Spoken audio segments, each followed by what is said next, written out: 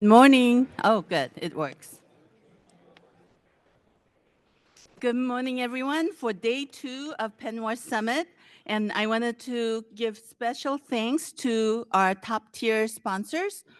They are the private sector host committee co-chairs, Alaska Airlines and Microsoft. And these ladies have been amazing and more to come. Amazon, AltaGas, Bright Night, Glencore, Pacific Northwest Building Resilience Coalition, Puget Sound Energy, Simplot, Tech, Government of Canada. I did say to CBC today, we love Canadians, just so you know, and Deloitte. So, with that, I would like to announce a special welcome message from Washington Governor Bob Ferguson. Hi, everybody. I'm Washington State Governor Bob Ferguson, and welcome to the Pacific Northwest Economic Region's 34th Annual Summit. And I think we all know that it's more important now than ever to come together to reaffirm the value of cross-border partnerships. So I'm really proud that this summit is being hosted right here in Washington State. Washington State is one of the most trade-dependent states, if not the most trade-dependent state in the entire country. And we have long-standing cross-border ties, including with our trade partners to the north. These partnerships drive economic prosperity and create jobs in our region. I just really want you to know that my administration is committed to strengthening these relationships despite the chaos we're seeing in the other Washington. Of course, I'm speaking about the tariffs in particular, and I recently filed on behalf of Washington State a friend of the court brief in support of a federal lawsuit seeking to block President Trump's illegal tariffs on global trade. The brief that we filed brought together the voices of the workers here in Washington, business leaders, community leaders, all together to articulate the harm to Washington State as a result of these tariffs. So as governor, here's my promise to all of you. During times of shifting policy, Washington State will remain a reliable trade partner. We're going to build a resilient economic future through collaboration, innovation, and trade. And that's why I so appreciate all of you coming together to help us achieve these shared goals. Thanks so much, and enjoy the summit.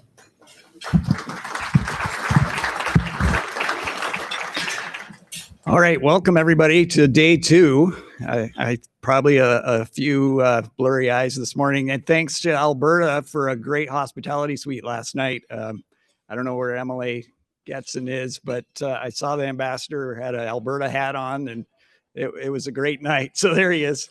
Thanks, Shane. We've got a really fabulous program this morning. A couple things I wanted to make note of. We'll be talking about many topics all day, but highlights for this morning, agriculture. We have 2 ministers and 2 state directors in private sector talking about ag trade issues. Wildfire and forest management. We'll have a keynote here in just a bit, and then we have a session on this topic. Supply chains, using technology to manage supply chains. We have a tourism session where we're looking at managing tourism as we approach FIFA World Cup 2026. And then we also have a special session with the private sector as a catalyst for growth and prosperity in the region. So a lot of great sessions this morning. I also want to welcome the Pacific Northwest Hydrogen Association, who's with us today and hopefully the rest of the week. And the president is Chris Green. I don't know if Chris is with us this morning, but we're really happy to have you all here. And they're planning to have a separate meeting this morning, and then they'll also be available during the sessions.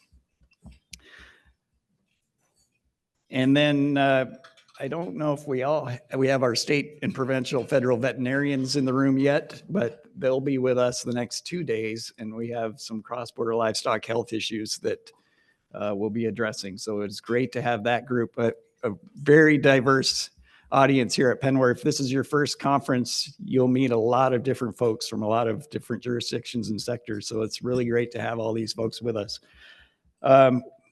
So with that, I want to take the opportunity to thank one of our main sponsors, Deloitte, and I'd like to invite up Matt Donovan to make some brief remarks. Matt Donovan is a leader in Deloitte's U.S. transportation and infrastructure practice, where he supports public sector clients in planning and advancing major infrastructure projects. He has worked across the Pacific Northwest on federal grant strategies and cross-border transportation initiatives. Matt also leads efforts to apply Gen AI and data tools to improve infrastructure planning and regional outcomes. So please join me in welcoming Matt Donovan.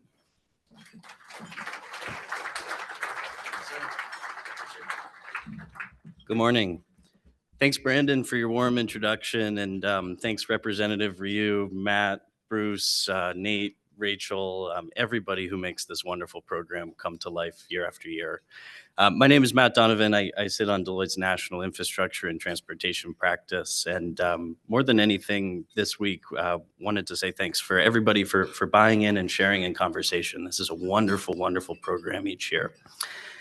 As many sponsors get to do, we get to share a couple remarks with you. And while I hope I have the chance and our broader team who's scattered through the room to share a little bit about what we do with so many of you and with clients around the region and the US and the world, I thought right now instead I'd share a couple of thoughts on why we choose to sponsor Penwar and why that's important to us. We often say with folks that our point of view is building hasn't gotten more complicated, but everything else around it has. The systems, the communities, the challenges we face grow bigger and bigger every single year. As we serve clients in the public and private sectors around the world, what we often see are the most complex business challenges around dealing with our built environment and preparing it for today's challenges and thinking about tomorrow. In that journey, we really seldom see a room like this, where so many people come together with a willingness and eagerness to bite off those challenges head on and share in that joint conversation. Despite some headwinds that we're all facing, whether it be policy whiplash or budget challenges on the north and south side of our border, resilience changes, environmental changes, this group has shared solutions and lessons learned from all of our communities, and it's a great convening that we're able to share those and discuss with one another. As we leverage the strengths that this region and this corridor have around technology, innovation, shared community, and a general sense of togetherness, we are proud to be a sponsor of this event because there's so few forums where you get to share something just like this. So as we look forward, we know we have 3 more days, if you're going on the policy tours on Thursday, to share ideas, take lessons from the communities we each come from, and bring them to one another here. We know collectively it takes a village to solve these problems, and the village that Penwar has put together, and those of you in this room, is a really great village and one that's up for the task. So we're excited to continue this conversation. I hope we'll have a chance from our joint Deloitte US and Canada team to share some of our thinking with you. And with that, we're looking forward to another wonderful day. Thanks very much.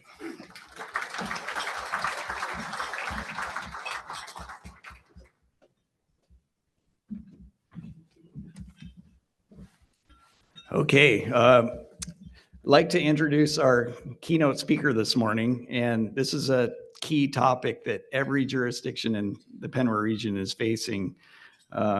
We also have a session after this focused on wildfires and forest management, so we can dig a little deeper into the topic. But I'd like to welcome up Paul Hesburgh, and Paul is a senior research ecologist and distinguished scientist, formerly with the USDA Forest Service. And he's a nationally recognized wildfire and landscape ecologist with more than 40 years of experience. And he also has academic affiliations with the University of Washington, Oregon State, and University of British Columbia. So Paul, come on up, and let's welcome Paul to the stage. Thank you.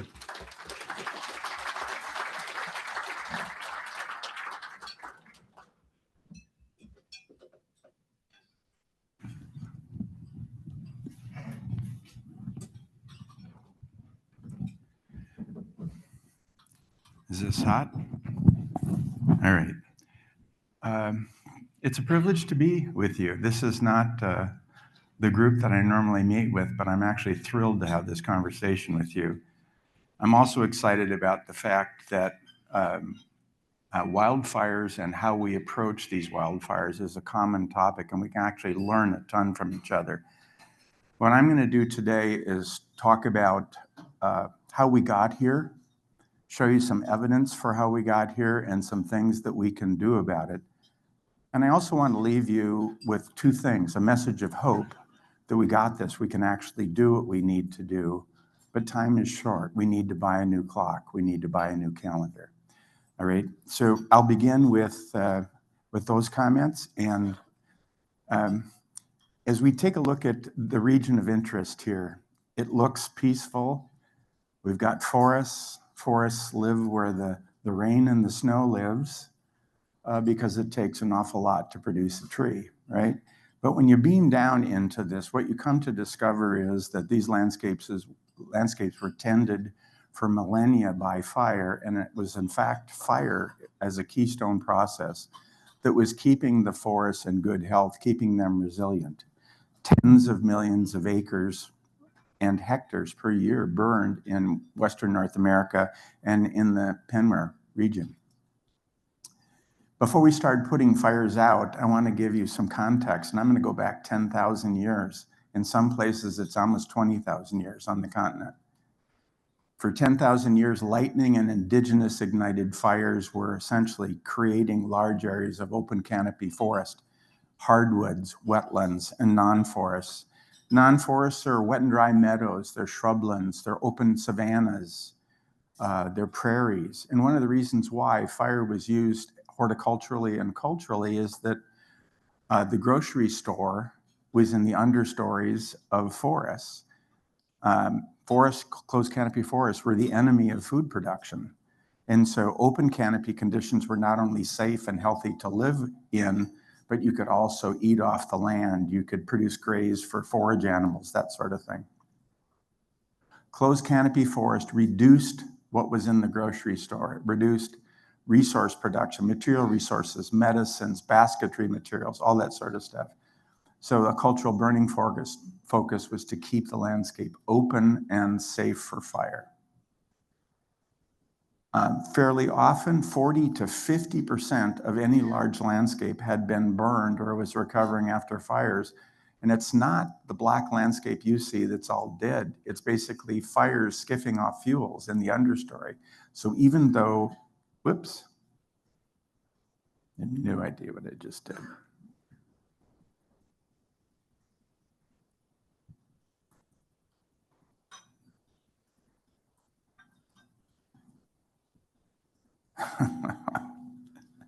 Any questions? We got a lot of time for questions now, don't we? All right.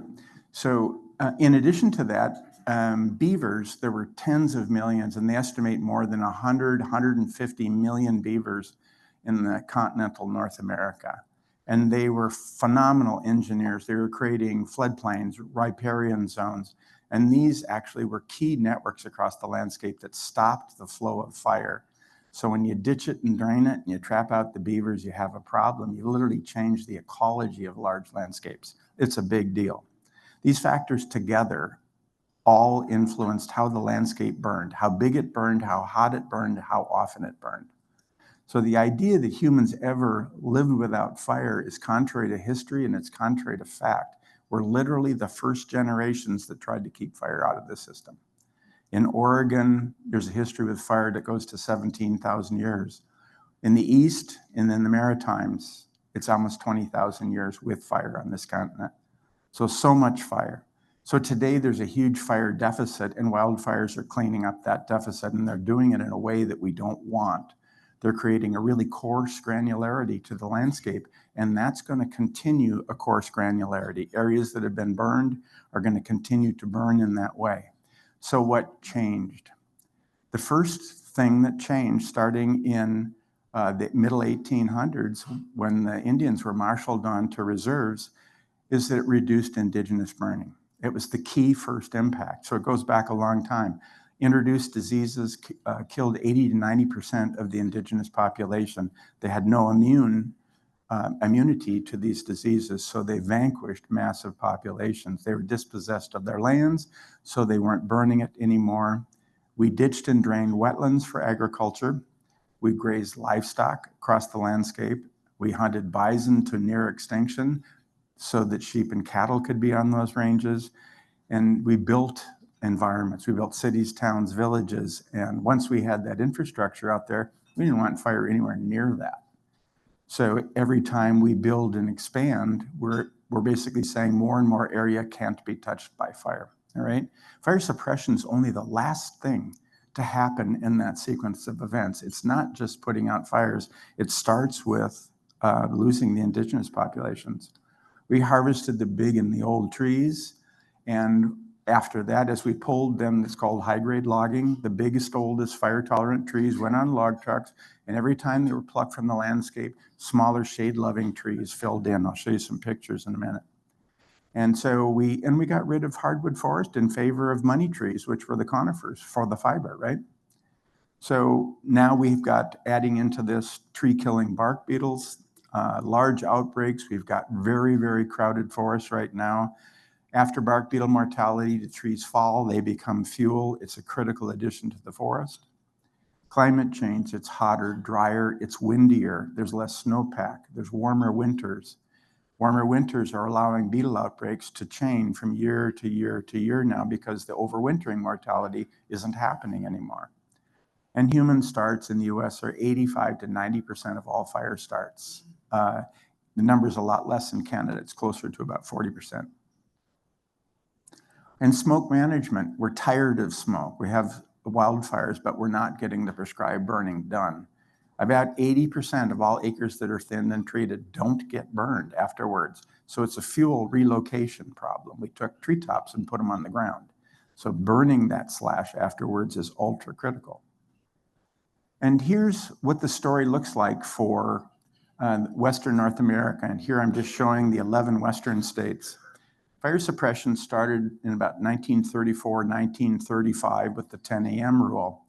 And for a period of about half a century, we got amazing at fire suppression, but we had help from a cooler climate. We now know that during this middle century period, as we were building up this fire suppression machine, the climate was mild, it was moderate, and it was very easy to hook the fires at those days. The climate starts to crank up. By 1985 or so, we see it warming. And while we're still throwing the book at wildfires, increased acreage burned is occurring. And that's being facilitated by this warmer, drier climate. What's causing it? This basically shows you that cool period. So hot colors, warmer, cool colors, cooler. In that mid-century period, fire suppression was amazing and almost perfect because we had the moderating weather during that period of time. And now that it warms up, we're seeing it's more difficult. I'm going to show you next a few pictures. Are they coming through or are they light washed? Yeah, they're okay, right? In the top photos, these come from the 1930s. They're from the National Archives out of Seattle. In the bottom, a landscape photographer that I work with, John Marshall, goes up to those same fire lookouts and he re-photographs those areas. This is the difference between 1930s and today for that same location. So all of the open areas that you see are south aspects and ridges that are staring out of the photo. And you can see they're filled in with trees now. So it's very easy for fires moving in the crowns of trees to go from patch to patch to patch across the landscape. And here's what's going on. In the historical fire ecology, that top photo you see is forests being thinned, dead woods being burned up, fuel ladders, those layered fuels going up to the canopies. Those were being burned up at 5, 10, 15-year intervals. So essentially it stabilized the landscape. It repeated that kind of forest condition. So frequent low severity fire begot frequent low severity fire. Roll the film, that condition. If you don't have those high frequency fires, the subcanopy develops, you get layered forest conditions, and when you get the outbreak of fire, fires can now actually climb that subcanopy from the dead wood flames all the way into the canopies of trees. And so this is an anomaly in the ecology of these for over millennia. This just basically didn't occur most of the time. So this is what we're seeing in the dry forest. Think about ponderosa pine, and Douglas fir. In Canada, it'd be interior Douglas fir. So now we're having crown fires that we're not used to seeing. A little bit further up the hill, we're in the moist mixed conifers. So think western larch, Doug fir, lodgepole pine, species like that. you had three flavors of fire. You had low, moderate, and high. Low is less than 20% killed, moderate 20 to 50. In this particular case, within these forest types, high is basically 50 or 70% all the way to complete. And so here again, 30s till today, you can see a patchy mosaic has become a continuous carpet of trees. And the dead trees you're seeing are bark beetles. And Douglas fir and lodgepole pine basically saying it's way too dense, there's not enough water for all of us, they're getting low vigor and the beetles are attacking them. Still further up the hill, we're getting up now closer to upper tree line. Again, 30s till today. You can see so many gray areas on that photo. Do you know what the gray areas were? They were patches that had been recently killed by fire, and they were in various stages of recovery across the landscape. So the mental model we have of what a forest even looks like under a native fire regime is the top photo. It's not the bottom photo. And we're so used to seeing the kinds of forests that look like the bottom photo that we believe that's a normal, healthy landscape. And it's just simply not. It's just the one we created in the last 150 years. All right. So this may jar you a little bit, but what we're finding in our research is that non-forest elements, these meadows, these grasslands, tall and short grass prairies, wet and dry meadows, shrublands, open savannas, sparsely treed woodlands, those are the non-forest elements, and they occupied about 40 to 50% of the historical landscape. And if you're a critter and you're looking for varied habitats to nest and to roost and to find things to eat, that's a salad bowl landscape, and everything is in close proximity. You have everything. You don't have to travel very far, do you? So we even find landscapes where 70% of the landscape that is forest capable, can grow trees, is in grass swards. Like the Blue Mountains. Blue Mountains is 50-50 grassy landscapes and forest. Historically, it was that. It's about 60 or 70% forested today. So remember, these non-forest areas include all these conditions. These features actually regulated, they were the levers that regulated fire spread, severity, intensity, those kinds of things across the landscape. The fuels were typically surface fuels. They were grasses. And the cool thing about grasses is they're available to burn all the time from the late spring on, but they also recover their moisture at night. So fires go to die in these non-forest elements in the evening after the sun goes down. So they're a governor on how fire gets to spread over space and time. They cure rapidly, they spread flames, and they recover their moisture after dark. So the simple cartoon is there's a tug of war going on between factors that want to grow forest, and the same factors actually control the fire regime, taking away forest. And the emergent property of the tug of war is these non-forest elements, okay? Essentially, it's the highest potential energy state to be in a forest patch. And so fires regulate how much high potential energy condition that you can balance on the landscape. Now it's wildfires, and they're not doing it the way we want to do it. And that's really the Achilles heel of the fire problem is we can actually manage forests and we can manage fuels to get in a better direction.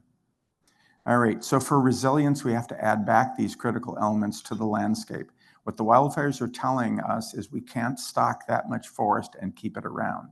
That means our calculations about carbon and biomass carrying capacity come from another time, and we're not living in that time right now. All right, with climate change, this intensifies. All of our models are saying over the 21st century, as you see the warming and drying and the windy conditions happening, more open canopy conditions will favor more forest hanging around. And the more we manage the surface fuels, the more you can actually stock forest. I've got a slide on it. So this right here is kind of a cool film. This is a study we're doing in British Columbia right now. On the left, you can see the aging of forest structure. Forests are getting old when the green colors get darker. They're younger after they've been burned. And when they're gray on the left side, it means that most of the trees were removed by a fire. On the right side, you can see open versus closed canopy conditions. Light conditions are open, dark conditions are closed. And what you're basically seeing here is how fires, unregulated, created a landscape that wasn't burned completely by fire. It was the fires themselves that actually regulated how big, how often, how severe.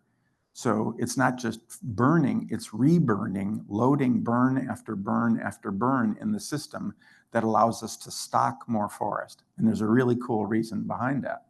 If you burn the dead wood on the ground from the previous fire, you can store forest for a lot more decades. You have a lagged effect on the future burning. So you don't just want to burn, you want to be able to do the maintenance work under which our indigenous people knew.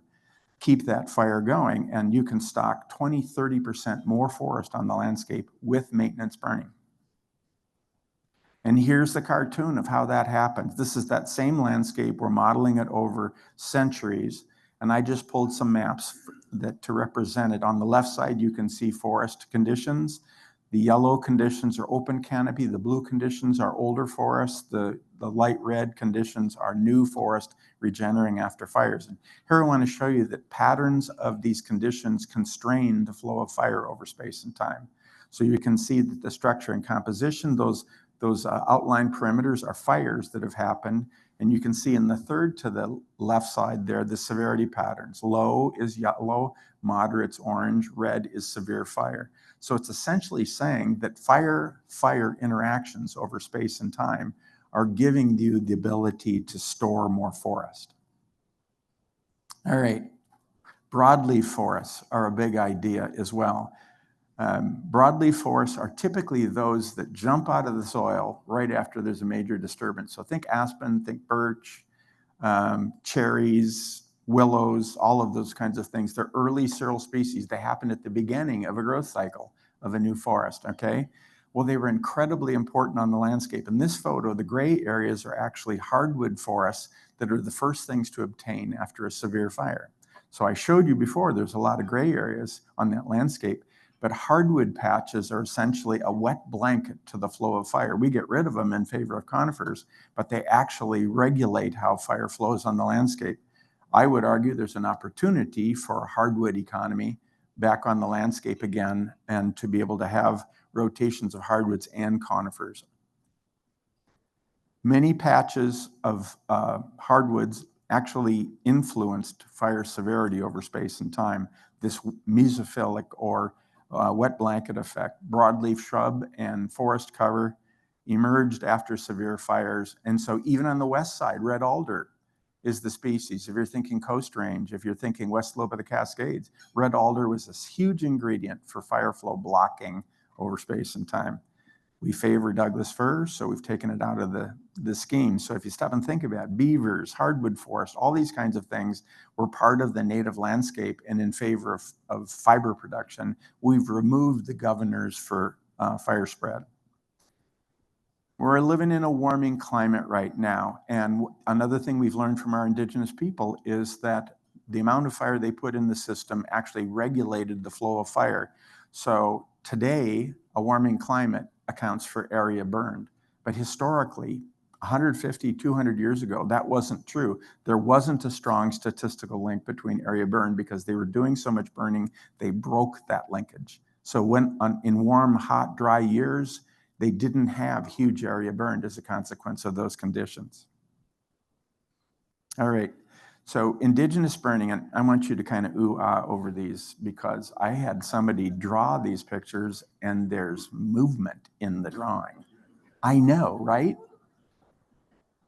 So this is the pre-colonial time when people are burning across the landscape in different patches. It's berry fields this year. It's hardwood hazel to be able to make baskets. It's spruce roots. All those kinds of things are going. They're managing the landscape horticulturally with fire. The oohs and ahs get actually better. I know. Right? A drawing that moves. So this is the suppression era. We're putting out a ton of fires right now. Like I showed you during the mid-century, we're getting really good at it because it seems like we're super smart and we got this. The problem is it gets warmer, fire suppression is failing, the marginal return on increased investment is sliding over time, and so now we've got the very best moving picture. This is the collapse of fire suppression. Now we're having fires that are uncharacteristic, they're big, they're hot, they're killing large areas of the landscape. I could kind of stare at that for a while.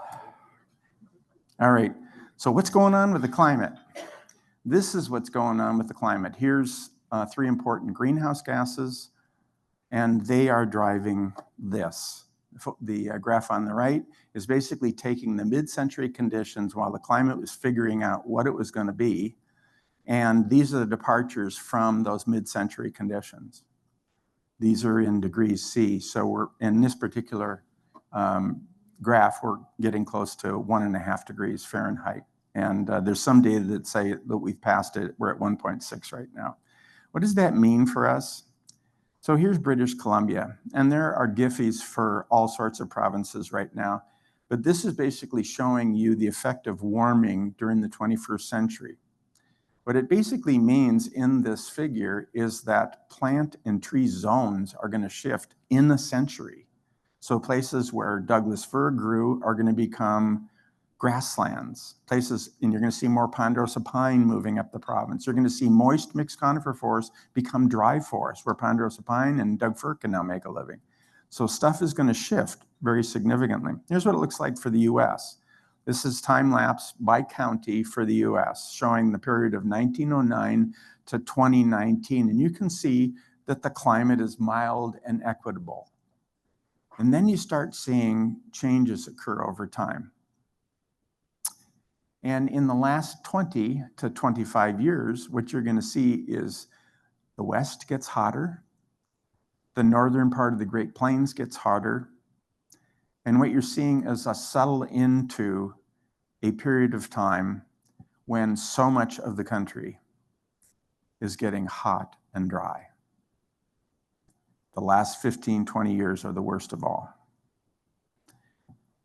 What's the cartoon on that? It means that by 2100, summers are going to be about half a year long in the Northern Hemisphere. What's that doing? That's pinching out spring and fall, making them shorter, and it's squeezing out winters. So the period of snowpack is going to shrink tremendously by 2100. We're going to have many watersheds move from rain or snow-dominated to rain-dominated watersheds during this period of time. In most of the geographies within Penwar region, you're going to see precipitation either holding where it is or slightly increasing. But the problem is it's not increasing enough. Some studies say that you need about 12 to 15 inches of additional precipitation for every degree centigrade, and we're not getting close to that. So hot, dry, windy is the score. All right, how do we make things more resilient? It's important for us to take the current scene and bring back that patchwork landscape. Those are the governors on fire intensity, fire spread, and it allows us over time to actually have more forest. It's just a different conceptual model for us to follow. It has more hardwoods. We have to stabilize the tug of war. Fires are stabilizing it right now.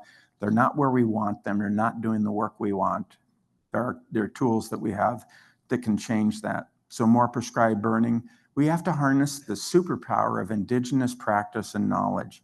We're working more and more with the tribes, and they've forgotten more than we know. It's incredible how much they know. All over Canada, all over Western North America, tremendous deep knowledge, and it's leaving the building. And so us working with them to be able to not only capture that knowledge, but harness it in a braided way, in an integrated way is really important. With climate change, the kinds of things I've shown you actually get worse. And so by 2050, we should be very, very concerned if we've not gotten much of the job completely done. That's the buy a new clock part, all right? It's worsening fast. For the urban areas, increasingly the science is more and more settled that urban fires are not a wildland fire problem. The wildland fire problem has specific contexts, and the contexts are different in the urban environment. Several papers, including these two, are basically saying you need to think about decoupling them and do the work that's necessary in the urban environment. It's different work. And the wildland space, the work I talked about, is very different. And there's a lot of tools around for being able to do it. In the United States, we have FireWise. Canada has FireSmart. We have WUI codes. The WUI codes are critical. We can't shop them. They're meant to be an integral. So adopting the WUI code as a whole is critical to having the wildland-urban interface safe. Right now, we're shopping the WUI code, and we're picking the parts we like, and the more expensive stuff we're leaving on the table. That's something we need to quit doing because the urban environments will not be protected. So we've got FireWise and FireSmart. I've got some links here, and I can share it with you later. We need to maintain defensible spaces. Community-wide protection planning is critical for that. Tremendous resources are available. We need to manage the forest surrounding communities to change the way fire comes to a community. Remember, Paradise burned down from an Ember attack from 5 miles away, Paradise, California. So the Paradise wasn't ready. And once you had house-to-house fire spread, you have a new fire problem, and it's unrelated to the wildland problem. It took a while for fires to even get to Paradise. They were started from a long ways away. So change the way fire comes to your community. That area surrounding the community is hypercritical. And then avoid developing in the high fire danger areas. The easy ground is developed right now. So sometimes the answer is to go up, not out. We're building in draws and canyons where there's one road in and out. Firefighters are not going to protect homes in those areas. They're going to basically say, you're on level 3, you better get out. That's an important thing for us to be aware of. We need appropriate air filtration in our businesses and our homes. We need emergency shelters for evacuees, emergency management plan, and we need to know the needs and locations of disadvantaged folks. All right, forest adaptation treatments for the wildland problem. These are the things that are most talked about. Modified suppression. We've recently published a few articles that basically say if you don't use wildfire as a management tool, you actually can't get out of the wildfire problem. You literally have to take the moderating fires for a walk away from urban areas. It's critical. Thinning, piling, and prescribed burning is the sweet spot. You can control everything the most. Indigenous cultural burning, very, very similar story. Thinning alone is a fuel relocation problem. You get the money out of the forest, but you leave the treetops and the branches on the ground, and very often the residual forest is just semi-protected. Prescribed burning alone also works, but you sometimes get more fire than you want or less fire than you want, and the maintenance is more expensive, and you got to post more people on the prescribed burns, so it's more costly over time, and oftentimes you have to babysit those fires. Thinning and piling basically is deferred maintenance. When we thin it and we have these huge brush stacks that are 30 feet long and 30 feet wide and 25 feet high, those are going to burn. And so can we think of ways to convert those stacks into biofuel, into biochar? We've got a couple of projects right now to basically take slash and move in that direction, and I think there's some promise. Mastication makes us feel good. We got rid of the fuel ladders, we got rid of the dead wood, but it's an uncertain thing. It's a feel-good thing, but very often the mastication is actually just relocating fuel. And when fires come where the fuels were heavy during mastication, mastication is basically breaking up the fuels with a rotary head that just breaks trees up into pieces. And it basically relocates fuels. So the vote's unsure as to the usefulness of that. Here's a photograph I wanted to show you. This was the 167,000, 400,000 acre bootleg fire. It's a Labor Day fire in Oregon. And a running crown fire in the left basically moved through unthinned, unburned forest and killed most of the trees. When it got to the road, you can see that it moved into the forest in the bottom part of the photos, but almost everything survived after a few rows of trees. On the right photo, you can see that they thinned it, but when they didn't burn the slash, and when the fire came through, the slash, it basically killed the majority of the trees because they relocated fuels to the forest floor. On the other side of the road, you can see that fire passed all the way through the stand on the left, and most of the trees survived. More than 96% of the trees survived. So even under an extreme wildfire condition, the treatments work. All right. So what I'd like to suggest is even though this stuff is concerning, we actually have it. We can adapt forests and communities and economies to fire and climate change. And the time is now to be able to do that. We need to protect human health and safety. That's job one.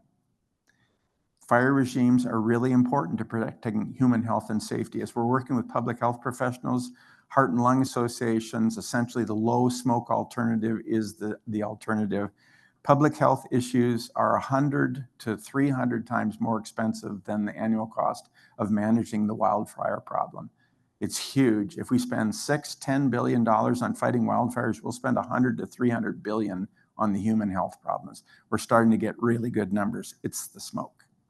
All right, greenhouse gases are doing the warming right now, but now wildfires in Canada and the US are warming the warming. They're producing enough smoke right now that they're adding to those emissions. So our forecasts for the rate of warming do not take wildfire smoke into account. Now they're starting to take it into account. In Canada, there's been 3 years where the total emissions from wildfires were double or triple emissions from all other sectors combined at a country level. So it's a big deal, and getting a hold of getting some good fire back on the landscape is a critical need. We need to braid Western Indigenous knowledge and practices. We need to incentivize doing the Fire Smart and CWPP work across the landscape.